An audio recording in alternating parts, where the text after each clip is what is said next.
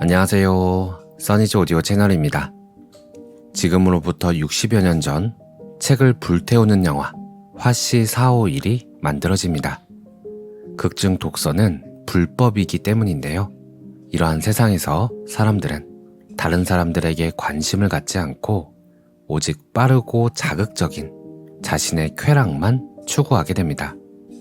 오늘 낭독해드릴 책에서는 이 영화 화씨 451의 내용이 현재 우리의 모습과 굉장히 닮아 있다고 이야기하는데요. 빠르게 기술이 발전하고 있고 그만큼 더 빠르게 자극을 받는 요즘 시대에 잠시 멈춰서 생각해 볼 만한 이야기인 것 같습니다. 읽어볼게요. 영화 속 인문학 시네마 오디세이아 김윤태 출판사는 간디서원입니다. 15. 억압과 통제 책이 사라진 세상 알고리즘이 통제하는 세상 책이 불타는 온도 화씨 451은 책이 불타는 온도를 상징한다. 미국 작가 레이 브래드버리의 소설 화씨 451에서 주인공 가이 몬테그는 책을 불태우는 방화수다. 비판적 사고를 갖게 만드는 독서는 불법으로 간주되었기 때문이다. 이 소설은 1963년 프랑스 영화감독 프랑스와 트리포가 영화로 제작했다. 디스토피아 같은 영화 속 미래사회에서는 세속적이고 통속적인 정보만 중요하게 취급된다. 사람들은 빠른 속도의 대중문화에 중독된 채로 쾌락만 추구한다. 아무런 질문을 던지지 않으며 묵묵히 자신의 업무를 수행한다. 가이 몬테그의 아내는 온종일 벽면 텔레비전만 상대한다. 사람들은 가만히 앉아서 오락을 즐기거나 거실에 앉아 토론 없이 일방적으로 텔레비전에만 귀를 기울이고 있다. 대학의 교양학부는 모자라는 학생과 재정 지원의 빈곤에 허덕이다. 결국 문을 닫았다. 풍요로움을 누리면서 세계의 다른 곳에서는 헐벗고 굶주리든 말든 상관하지 않는다. 책이 사라진 미래사회 2022년 나는 로스앤젤레스의 캘리포니아 대학 파웰 도서관에 갔을 때 묘한 느낌이 들었다. 레이 브래드버리의 대표작인 화씨 451이 UCLA 파웰 도서관 지하 서고에서 쓰여졌기 때문이다. 내 몸은 나도 모르게 지하 서고로 내려가고 있었다. 일리노이주에서 태어난 레이 브래드버리는 위케건에서 고등학교를 졸업했다. 그는 대학에 진학하지 않은 채 거리에서 신문을 팔았는데 공공도서관에서 독학으로 책을 읽고 과학소설 작가가 되길 꿈꾸었다. 그는 전업작가가 되리라 결심했지만 너무 가난해 글을 쓸 곳이 마땅히 없었다. 다행히도 당시나 지금이나 캘리포니아 대학은 공립대학이기에 모든 시민에게 개방되었다. 납세자라면 누구나 대학 도서관을 이용할 수 있다는 원칙 때문이다. 책이 가득한 파일 도서관에서 화씨 451처럼 책이 사라진 미래사회를 상상했다는 것은 역설적이면서 사뭇 의미심장하다. 책이 그렇게 쌓여있지만 1950년대 미국 사람들은 점차 서점과 도서관보다 다양한 오락산업에 빠져들기 시작했기 때문이다. 책 읽는 시간보다 텔레비전 앞에 앉아있는 시간이 늘어났다. 중국 진시황의 분서갱유 이래로 지배계급은 언제나 사회를 통제하기 위해 책을 통제했다. 1930년대 독일 베를린시 홈볼트 대학이 마주 보이는 바벨 광장에서는 나치당이 선정한 불온서적을 불태웠다. 칼 마르크스와 지그문트 프로이트의 책뿐만 아니라 알베르트 아인슈타인의 과학서적과 하인리히 하이네의 서정 시집까지 모두 유대인이라는 이유로 소각되었다. 1980년대 한국의 군사정부도 온갖 종류의 금서 목록을 만들어 책의 압수수색을 일삼았다. 지배 계급에게 책은 위험한 대상이었다. 1950년대 미국 사회가 배경인 화씨 451이 보여주는 세상은 인간의 생각이 통제되는 사회에 대한 놀라운 예측이 담겨 있다. 이는 현재 우리가 살고 있는 세상과 너무도 닮아 있다. 요즘은 방화수가 별로 필요 없다. 대중 스스로 책 읽는 것을 거의 포기했기 때문이다. 20세기 후반 고도 성장이 이루어지고 기술이 급변하면서 대중매체도 변화하기 시작했다. 영화, 라디오, 텔레비전, 잡지, 책이 점차 말초적으로 일회용 상품 비슷하게 전락하기 시작했다. 아무리 북극의 눈물, 1950 미중전쟁, 붉은 자본주의 등 풍부한 정보와 교양 있는 다큐멘터리 프로그램은 아무것도 하지 않으면서 뭔가를 한다는 느낌을 주지만 그런 일은 매우 드물다. 대부분 텔레비전은 우리에게 생각할 시간을 주지 않는다. 책들은 요약, 압축, 다이제스트판, 타블로이드판으로 바뀌었다. 그리고 내용은 모두 비슷하게 가볍고 손쉬운 것들로 변해갔다. 아예 책을 읽지 않는 사람들이 더욱 늘어갔다. 21세기에 들어서 인터넷으로 새로운 세상이 열렸고 스마트폰이 빠르게 보급되었다. 이제 모두가 유튜브에 빠져 있다. 책을 요약해주는 프로그램도 등장했다. 소설 화씨 451에서 소방서장 BT는 이렇게 말한다. 사람들한테 해석이 필요 없는 정보를 잔뜩 집어넣거나 속이 꼭 찼다고 느끼도록 사실들을 주입시켜야 돼. 새로 얻은 정보 때문에 훌륭해졌다고 느끼도록 말이야. 그리고 나면 사람들은 자기가 생각하고 있다고 느끼게 되고 움직이지 않고도 운동감을 느끼게 될 테지. 그리고 행복해지는 거야.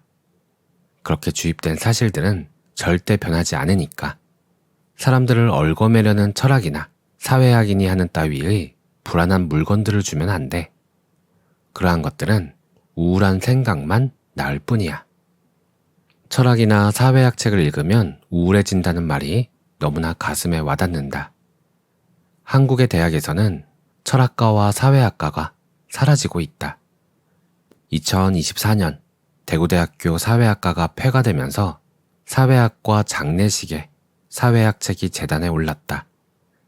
내가 쓴 사회학 입문도 하얀 국화 옆에 슬프게 서 있었다. 마음이 쓸쓸해졌다. 이제 누가 그런 철학과 사회학 책을 읽는단 말인가? 수험생의 참고서와 자기계발과 재테크를 소개하는 책들이 가득한 서점은 마치 화씨 451의 소방대원이 지나간 자리처럼 보인다. 책을 읽을 사람도 만들 사람도 모두 없어지는 것일까? 이성이 잠들면 괴물이 깨어난다. 나의 딸 지혜는 초등학교에 입학하자마자 코로나19 바이러스 시대를 겪게 되었다. 학교 수업 대신 집에서 비대면 인터넷 강의가 시작되었다. 교육부 장관은 모든 학생에게 아이패드를 제공하겠다고 공언했다. 지혜는 카카오톡과 유튜브에 빠져들었다. 친구들과 소통도 소셜 네트워크 서비스로 이루어졌다. 수년 후 지혜는 대안학교로 전학했다. 학교는 스마트폰, 전화기, 텔레비전, 사교육을 보내지 않는다는 서약을 요구했다. 과연 그럴 수 있을까 반신반의했지만 그대로 실험해보자고 결심했다. 놀라운 변화가 일어났다. 지혜는 책에 열중하기 시작했다. 친구들을 만나면 스마트폰 대신 해리포터와 그레타 툰베리 이야기를 꺼냈다. 바닷가의 조개와 조약돌을 손에 들고 활짝 웃었다. 숲속의 나무와 새를 관찰하고 그림을 그렸다. 그리고 내게 많은 질문을 쏟아냈다. 인터넷과 스마트폰이 만든 영상 문화 속에서 우리의 이성은 더욱 발전하고 있을까? 온라인 정보가 우리를 더욱 똑똑하게 만들까? 단순한 데이터와 거칠에 빠진 얄팍한 정보는 개인의 소비 대상일 뿐이다. 자신이 어떻게 살고 있는지, 어떤 삶을 살아야 하는지, 다른 사람들은 어떻게 살고 있는지에 대한 진지한 성찰은 요구하지 않는다. 사실 우리는 정보기술을 통해 더 연결된 것처럼 생각하지만 더 철저히 개인화되고 고립적인 생활에 빠져들고 있다. 그래도 나는 우리가 살고 있는 세상이 놀라운 살인사건과 추문, 나와 무관한 다른 사람들의 뉴스, 그리고 별로 듣고 싶지 않은 불행한 사람들의 이야기로 가득 찼다고 절망하진 않을 것이다. 우리가 세상을 넓게 바라보고 인간에 대해 깊이 사색한다면 더 많은 것을 알 수 있을 것이다. 하지만 책을 읽지 않는다면 체계적인 사고를 하기는 어렵다. 책이 사라지는 세상이 온다면 비판적 사고는 가능하지 않을 것이다. 과연 그런 세상이 오고 있는 것일까? 18세기 에스파냐 궁정화가 프란시스코 고야는 프랑스의 침략과 전쟁의 공포를 체험했다. 그가 살았던 시대는 계몽주의와 과학의 시대였지만 미신과 악습이 지배하던 시대였다. 고야의 동판화집 변덕의 43번째 그림에는 한 남자가 책상에 엎드려 잠들어 있다. 합리성을 상징하는 나지 저물자 미몽이 가득한 어둠이 다시 밀려온다. 그 뒤로 부엉이와 박쥐떼가 날개를 퍼덕인다. 괴기한 풍경 아래 짧은 문구가 적혀 있다. 이성이 잠들면 괴물이 깨어난다. 고야의 그림 속 남자는 다시 일어나 글을 쓸 것인가? 아니면 잠에서 깨어나지 못할 것인가? 프랑스와 트치포의 명작 화씨 451은 이성이 사라져가는 고야의 시대를 되돌아보게 만든다. 과연 우리는 어느 시대에 살고 있을까? 앞으로 우리는 어디로 가는 것일까? 오늘 내용은 여기까지입니다. 만약 작은 알약 하나로 식사로부터 얻을 수 있는 영양분을 대신할 수 있는 약이 나온다면 어쩌면 인간은 음식을 씹고 즐기고 음미하는 행위가 굉장히 비효율적이라는 생각으로 바뀔지도 모릅니다. 마치 책을 AI로 요약해서 보면 되는데 두꺼운 책을 한 페이지씩 읽는 것이 굉장히 비효율적이라고 생각하는 사람들이 최근 엄청나게 많아진 것처럼 말이죠. 그러면서 공백에 대한 두려움이 예전보다 훨씬 증가한 듯한 느낌이 듭니다. 대화의 공백, 시간의 공백, 자금의 공백, 이러한 공백에서 오는 두려움과 마주하지 않으려면 나의 의식을 공백이 아닌 곳으로 돌리기 위한 자극적인 대상이 필요합니다. 가장 손쉬운 것이 스마트폰으로 주의를 돌리는 거죠. 유튜브 영상과 웹툰과 카톡과 주식창엔 나의 관심을 사로잡는 것들로 넘쳐납니다. 그곳에서 우리는 공백을 채웁니다. 어쩌면 지금까지 우리가 배워온 마음 공부라는 것은 이 공백에 저항하지 않고 받아들이는 과정이었을지도 모른다는 생각도 듭니다. 생각의 공백, 감정의 공백, 삶의 공백을 두려워하지 않고 받아들이는 과정. 그 미지의 공간에서 드러나는 것들을 알아차려가는 과정. 그러려면 용기 있게 직면해야 하고 그렇게 알게 된 공백의 지혜들로 다시 채우고 발전시키고 행동하면서 비움과 채움 모두를 통합해가는 것. 그 과정을 우리는 살아있음, 인생, 삶이라고 부르는 게 아닐까 하는 생각을 해봅니다.